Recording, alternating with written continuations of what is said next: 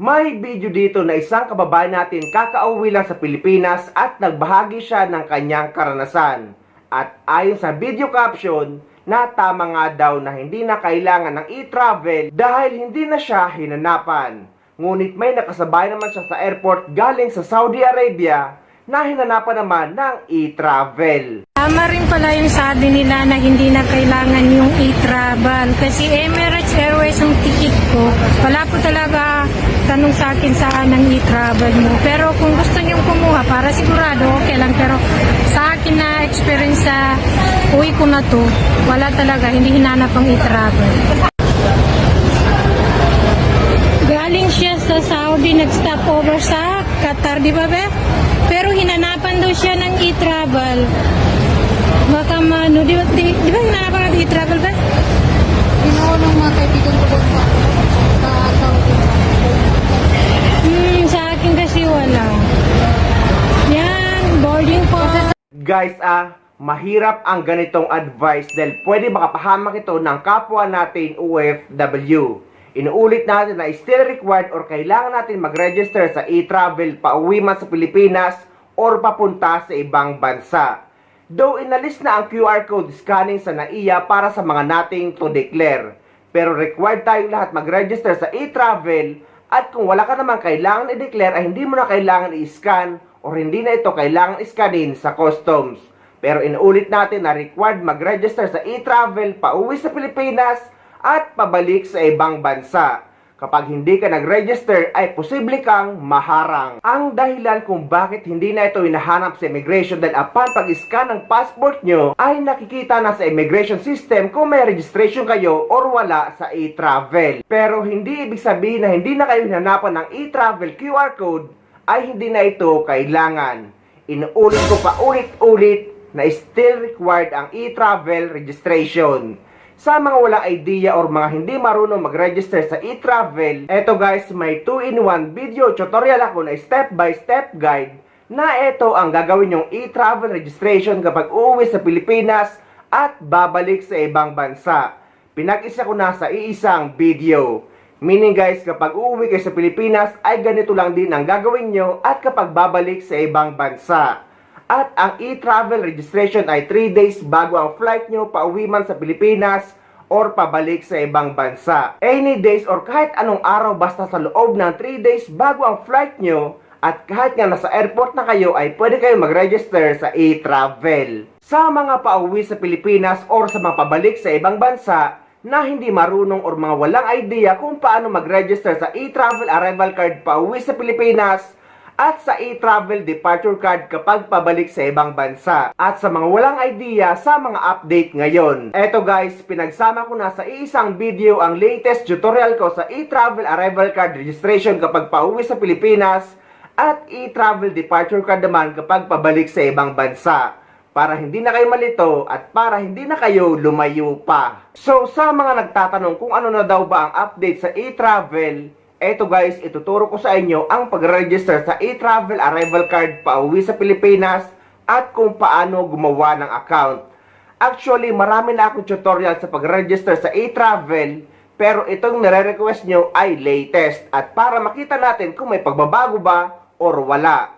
Pero so far sa pauwi sa Pilipinas sa pag-register sa e-travel arrival card ay wala namang pagbabago. Pero sa e-travel departure card ay meron. Simulan na natin. So para makagawa kayo ng account sa e-travel sa mga wala pang account, ay pumunta kayo sa e-travel website na e-travel.gov.ph na ilalagay ko sa description ng video na ito para madali nyong mahanap. At take note ulit guys na ang paggagawa ng account sa e-travel ay nagsimula noong February 1, 2024. So kung nakagawa kayo ng account na wala pa sa February 1, 2024, ay meaning ay wala pa kayong account sa e-travel. Noon kasi ay direct registration lang na pwedeng gumamit ng kahit anong email address. Pero simula February 1, 2024 ay kailangan nang gumawa ng account. Pero kung nakagawa ka naman ng account simula February 1, 2024 at nakalimutan mo na ang email address mo at password at hindi mo na ito mabuksan, ay pwede kang gumawa ng panibagong account gamit ang ibang email address. Wala namang problema yon. So after nyo mapasok ang e-travel website ay ito ang lalabas. I-click nyo yan, click here to sign in. At dito naman guys, dahil nga gagawa tayo ng e-travel account, ay dyan kayo sa create account sa baba. Pero sa may mga account na, dyan kayo sa login at ilalagay nyo yung email address at password. Pero sa ating mga gagawa ng account or sa mga wala pang account, dito kayo sa baba sa create account. At lalabas na ito. Ilalagay nyo na ang email address na gagamitin nyo sa paggawa ng account.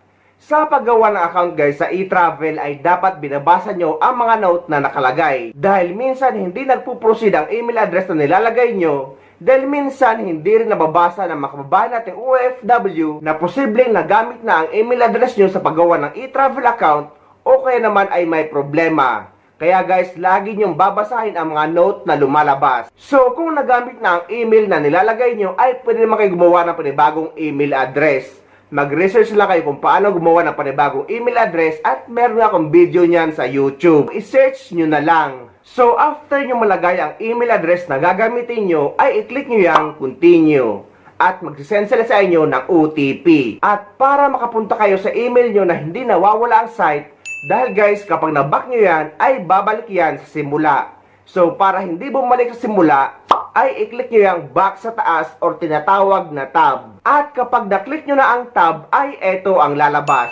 So, pumunta na kayo sa inyong email at hindi yan mawawala. After nyo malagay ang OTP, i-click nyo yung continue. At lalabas ito. Gagawa na kayo guys ng inyong password ng 2 beses. At inuulit ko guys, lagi nyong basahin ang mga instructions.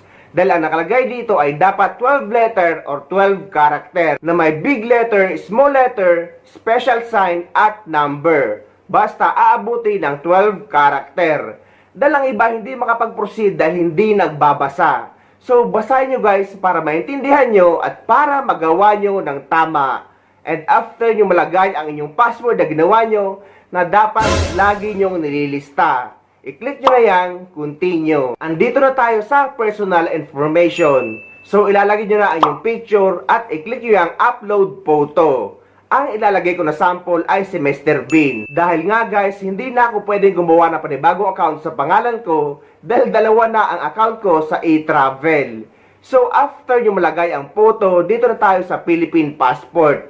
Dahil nga OFW tayo, ang pipili natin ay Philippine Passport. Pero kung ang gamit nyo naman ay Foreign Passport, ay syempre pipiliin nyo ang Foreign Passport.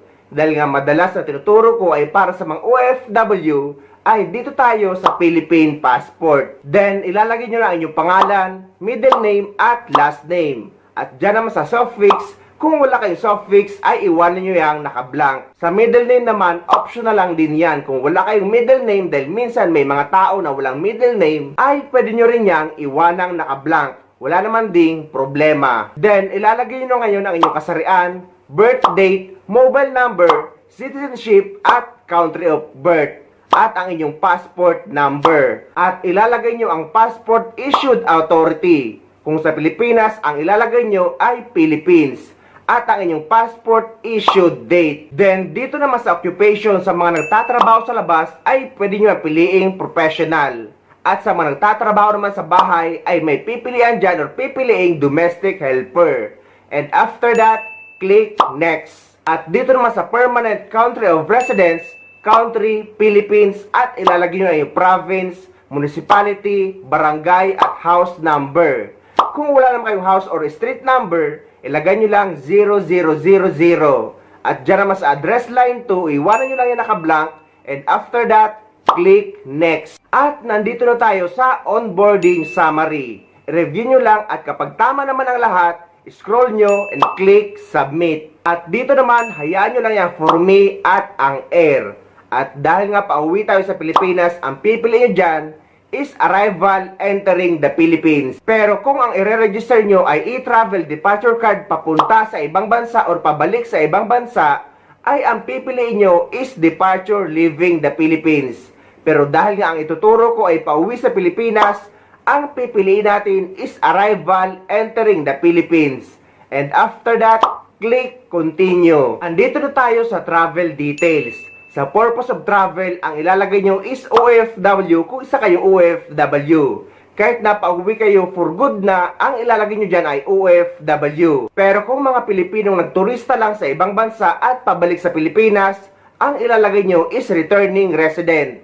Pero kung mga permanent resident sa ibang bansa at magbabakasyon lang sa Pilipinas, ang ilalagay nyo is for vacation. Pero sa mga OFW, ang ilalagay nyo ay OFW. Traveler type, aircraft passenger. At ilalagay nyo na ngayon ang yung name of airlines at flight number. Dito naman guys sa name of airlines, ang ilalagay nyo dito pa uwi sa Pilipinas is yung airlines na magdadala sa inyo sa Pilipinas kahit pa may connecting flight kayo. So, ang ilalagay nyo dyan sa name of airlines at flight number is yung eroplano na magdadala sa inyo sa Pilipinas. At uulitin natin guys na hindi consider as connecting flight ang mga domestic flight, mga Pilipinas man or ibang bansa. Meaning na domestic flight is yung flight within the country or nasa loob pa rin ng iisang bansa. So, hindi yan considered as connecting flight kapag magre-register kayo sa e-travel. Andito na tayo sa country of origin. Sa e-travel registration guys, ang country of origin nyo kapag pauwi kayo sa Pilipinas is yung bansa kung saan kayo nagtatrabaho. For example, United Arab Emirates. At ilalagay nyo na ngayon ang pangalan ng airport, for example, Dubai Airport. At yung date ng departure nyo o yung flight nyo pauwi sa Pilipinas na makikita nyo sa inyong ticket. At eto na nga guys, nandito na tayo sa with transit or connecting flight. Kung may dadaanan kayong bansa o ibang bansa galing sa bansa kung saan kayo nagtatrabaho, ay i-click nyo yung small na box. Take note guys kung may dadaanan lang kayong iba pang bansa. Pero kung wala, for example, may domestic flight kayo sa Saudi Arabia at pupunta kayo sa isang airport sa Saudi Arabia, ay hindi yan considered as connecting flight. Ang connecting flight is kung may dadaanan kayong iba pang bansa. So kung meron, i-click nyo ang small na box at ilalagay nyo yung country of transit or yung bansa na dadaanan nyo. At yung pangalan ng airport at yung date of transit or pagdaan nyo sa bansang yon. Ngunit kung wala naman kayong connecting flight, ay huwag nyo ang i-click na small na box. At dito na tayo sa airport of destination. Ilalagay nyo kung naiya, Ninoy Aquino International Airport. Kung Clark naman, isi-search nyo or itatype nyo ang Clark International Airport. At dyan naman tayo sa date of arrival or yung date ng lapag nyo sa Pilipinas. At dito naman tayo sa destination upon arrival, lalabas dyan automatic na same as permanent country of residence. And after that, click next. At dito naman sa health declaration, kung wala naman kayong sakit, i-click nyo lang yan dalawang no sa baba. And after that, click next. At dito naman sa customs declaration, kung mga basic pasalubong lang naman ang dala nyo, ay hindi nyo naman kailangan i-declare. Kung wala naman kayong dalang cash na more than 50,000 peso at 10,000 US dollar. So, i-click nyo lang yung no sa tanong na, do you have baggage to declare? And take note guys na lagi pinapaalala ng mga airlines na wag kayo maglalagay ng valuable sa loob ng check-in baggage nyo. Kagaya ng pera, alahas at iba pang mga mamahaling gamit. Dapat lahat ng yan ay nasa hand carry baggage. Dahil kapag nilagay nyo yan sa check-in baggage, ay pwede yang mawala or pwede yang nakawin. At dito na tayo sa other details. Kung may kasama kayo dyan guys, ilalagay nyo kung ilan ang kasama nyo. Pero kung wala, iwan nyo lang yang 00. Diyan naman sa number of check-in baggage, kung dalawa, ilalagay nyo ay 2. At dito naman sa hand carry, kung isa, ilalagay nyo ay 1. At dito naman, first time visiting Philippines, click no. And after that, click next. At dito naman, pipirmahan nyo gamit ang daliri nyo. Pero kung nagpagawa lang kayo ng e-travel account sa iba, ay gagayahin lang nila ang pirma nyo gamit ang daliri nila. And after that, click next. Dito naman guys, sa family member, kung wala naman kayong kasama mag-travel, i-click nyo lang yang next. At dito naman, i-click nyo lang yang yes.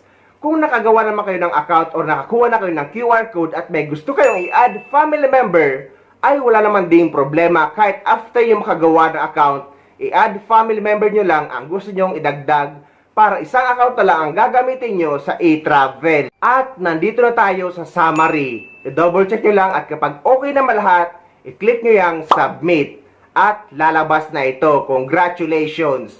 At pati ang inyong e-travel arrival card QR code. So, i-screenshot nyo lang yan. At inulit din natin sa mga nagtatanong na nakalagay dyan ay no UEC. Dahil nga ang UEC ay ginagamit pabalik sa ibang bansa. hindi pa uwi sa Pilipinas kaya no OEC ang nakalagay dyan.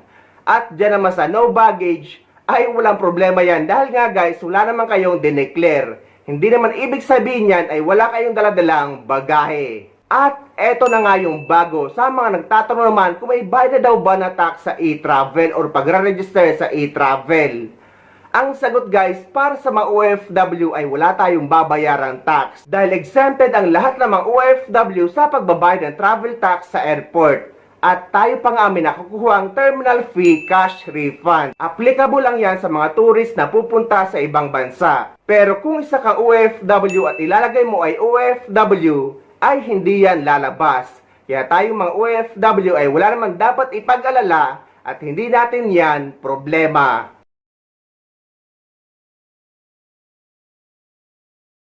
So dahil meron na tayong nagawang e-travel arrival card registration update, eto naman guys ay e-travel departure card kapag papunta or pabalik kayo sa ibang bansa. And take note guys na ang pagre-register sa e-travel ay 3 days bago ang flight nyo pauwi man sa Pilipinas or pabalik sa ibang bansa. Kahit anong araw basta sa loob ng 3 days bago ang flight nyo ay pwede mag-register sa e-travel. At para makagawa na kayo ng e-travel departure card nyo, sa may mga account na ay kailangan nyo lang mag-login. Pumunta kayo sa e-travel website na etravel.gov.ph at ilalagay nyo ay inyong email address at password at i-click nyo yung login. Pero sa mga wala pang account guys, dito kayo sa baba sa create account. Pero sa mga hindi marunong gumawa ng account at mga walang idea, meron akong mga video tutorial na ginawa kung paano gumawa ng account sa e-travel na ilalagay ko sa description ng video na ito para madali nyong makuha. Ngunit sa mga nakagawa naman ng account pero nakalimutan ang email address at password at hindi na nila ito mabuksan, pwede kayo guys gumawa ng panibagong account gamit ang ibang email address. Wala naman ding problema yon dahil nasubukan ko na yan. So after nyo malagay ang email address at password nyo and after nyo makapag-login, ay lalabas ito. I-click nyo yung New Travel Declaration at hayaan nyo lang yung For Me at Air. At dito naman dahil nga papunta o pabalik tayo sa ibang bansa or e-travel departure card ang ituturo ko sa inyo, ang pipiliin nyo dyan is departure leaving the Philippines. Ngunit kung pauwi kayo sa Pilipinas ay arrival entering the Philippines ang pipiliin nyo. Pero dahil nga itong tinuturo ko sa inyo ay e-travel departure card papunta sa ibang bansa, dito tayo sa departure leaving the Philippines. And after that, click continue. Dito na tayo sa travel details. Purpose of travel, basta guys, dito sa purpose of travel, kung isa kayo OFW, ay OFW ang ilalagay nyo. Huwag nyong intindihin yung bago daw sa e-travel na tax na babayaran, yung TIESA e-travel tax. Dahil guys, hindi natin problema yan dahil ang mga OFW ay exempted sa pagbabayad ng travel tax. So basta OFW kayo ay OFW ang ilalagay nyo. Ang mga kailangan lang magbayad ng travel tax ay ang mga turista or mga magbabakasyon sa ibang bansa. At kapag OFW ang nilagay nyo ay hindi yan lalabas na TIESA e-travel tax. Dahil nga hindi yan para sa atin. Dito naman guys sa OEC, dahil nga dami account ang gamit ko sa pagturo sa inyo, ay no OEC found ang nakalagay dyan. Pero dapat sa ating mga OFW ay nakalagay dyan ay kulay green at makikita ang OEC information nyo.